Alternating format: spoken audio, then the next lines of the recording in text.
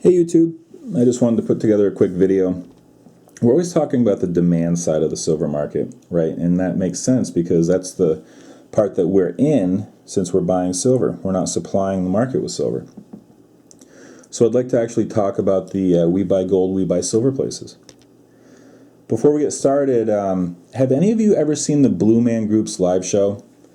My kids have been asking me to take them to see the Blue Man Group when we go on vacation. And I wasn't sure if it was worth the money or not. I'm sure one of you guys have seen the Blue Man Group. If you could just kind of let me know if it's worth doing or not. We're probably going to go, but if one of you guys tells me it's absolutely terrible, then I'll try to talk them into something else. About a week and a half ago, I placed an order through Silver Gold Bull up in Canada, and I got a couple of the Special BU Proof Slave Queens, which, I mean, it's absolutely beautiful. Really nice job. This is the coin with the proof back and the nice satin finish on the front. This came out beautiful. I took a chance on it because it's going to be a very low mintage round, so I thought I'd buy a couple. And I also bought a roll of Freedom Girls, and I'm very encouraged by the quality, guys. I know that some of you have had issues with your coins. I get a whole roll of them, and they're all pretty much spotless and clean. Just a very beautiful design. My daughter's going to get one of these for Easter, and I can't wait to give it to her. She's going to love it. As far as the reeded edge, it did snag my gloves a little bit when I was placing them in there, but once it's in the airtight, obviously you're not gonna notice that at all. So I'm very encouraged by the quality. And I'm hoping that this means that the Mulligan Mint has it figured out, and they're turning the corner. So excuse me. So the We Buy Gold and We Buy Silver places, they play a really important role in the supply of the silver market right now. Okay, and we'll discuss that really quick. As far as their business model goes, I'm not a big fan. I'm not a big fan of any business that preys on the poor and the uninformed. Okay, I basically think of it as a tax on the poor. To give you an example, the lottery. Not a big fan. Because I worked in a grocery store for 12 years, and trust me, the people that can least afford to play the lottery are the ones playing it the most. Okay, they're taking money that should be going towards their future or even trying to get off poverty, and they're spending it on a dream. It's unfortunate. Check cashing stores, taking desperate people and charging them high interest rates, or payday loan places, high interest rates to get them through the next 10 days. It's just unfortunate, and it's part of the reason that we have the cycle of poverty that we do is that there are so many businesses, predatory businesses that prey on the poor. And I feel like the silver gold places are one of them. The reason for that is, if you're, I want to use my words carefully, but if you're uninformed enough to sell your silver or gold for basically pennies on the dollar to these places just for the convenience of getting a quick check, then you're cashing in one of your few assets that should be setting you up for the future. And but it is what it is. Right? It's a free market, and there's obviously a need for these places because they're popping up everywhere. Now, Big Silver One has done an outstanding job of establishing a relationship with, and I don't know if it's a We Buy Gold place or not, but it's somebody that sends off silver to a smelter, silver and gold and platinum, to a smelter, and the smelter doesn't care.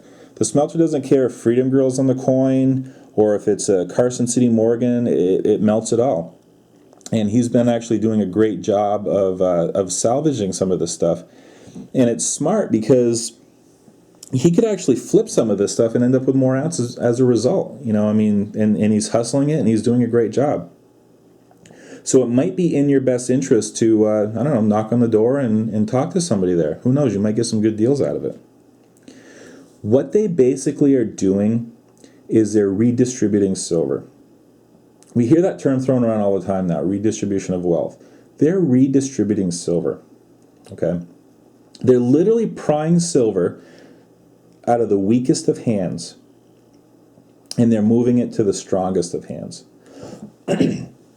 How are they doing that? Well, you have somebody, fairly low income or fairly uninformed that was given, a couple Franklin halves, and they want to go and get a little bit of money for it. So they'll take it down, they'll probably get $10 for them, and they'll walk out happy. Now, these are people that would have sold any type of silver or gold they could have gotten their hands on. So what happens to that Franklin half? Well, it gets smelted down into silver, into a silver bar or silver shot. It then goes to the mints, and it gets turned into stuff like this. Honestly, who knows what this Freedom Grill was made of?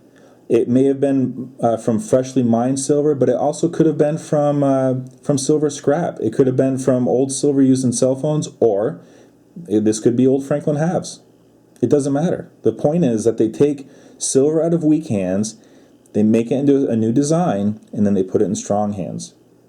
Or they put it, or they sell it to industry, and they use it for industrial uses. But for the sake of this argument, it goes into my hands, and I'm not selling it. So it goes from the weak to the strong. That's important, because if there ever is another shortage of silver, they're going to have trouble getting that much more silver out of the weak hands. Another point that I want to make is that the silver market right now depends on the scrap. Okay, if you look at the silver supply and demand chart, and this is from the silverinstitute.org. Okay, this is the report that they put out yearly. And if you look at mine production, it's gone up every year. Okay, and it really irritates me that they haven't done the 2012 report yet. In this day and age of easy access to information and heightened interest in silver, you'd think that they'd have the 2012 numbers before April, okay? And I think that's when they're actually going to get it done, is in April. Anyway, they're up to 761 million. So 3/4 of a billion ounces is just from mining, okay? And again, that's from 2011. And scrap literally is 1/4 of the market. Okay, so right now, we're able to achieve market equilibrium because of all the silver scrap. Now, the reason that that's gone up every year is partly because the price has gone up. When silver was $5 an ounce, it just wasn't that economical to recycle it. At $28 an ounce, it's worth it for them to find ways to recycle it. If silver was $50 an ounce right now, that number would be even higher. So the fact that silver is cheap right now works to your benefit in a couple of ways. You're able to stack a little bit harder. You're able to get more ounces. That puts a little bit more pressure on the demand piece. But also, there's less incentive to recycle even more. So even more silver gets lost to consumption than would normally be the case. And really quickly, before I know somebody's going to hop on here and say silver is an element, and I know that. But, you have to realize that, they're putting silver in deodorant now, okay, certain kinds of deodorant. And I don't think anybody's going into my copper pipes and trying to scrape out the silver atoms to recover that silver, okay? So for all intents and purposes, that silver is gone. The silver that they're putting in clothing now, the particles that they're putting in clothing to reduce the smell of sweat, okay, nobody's recycling those clothes. So for all intents and purposes, that's gone. If silver were a lot higher, then that scrap number would be a lot higher. So that's basically the way that I see these we buy gold, we buy silver places. Okay, they're redistributing the silver to the stronger hands, and right now you're not seeing the scrap numbers as high as it could be because of the reduced price of silver, and that's encouraging for the future. Because again, when silver gets scarce, it won't be around from the easy hands to shake it out of. All right, guys. Thanks a lot. I'll talk to you later.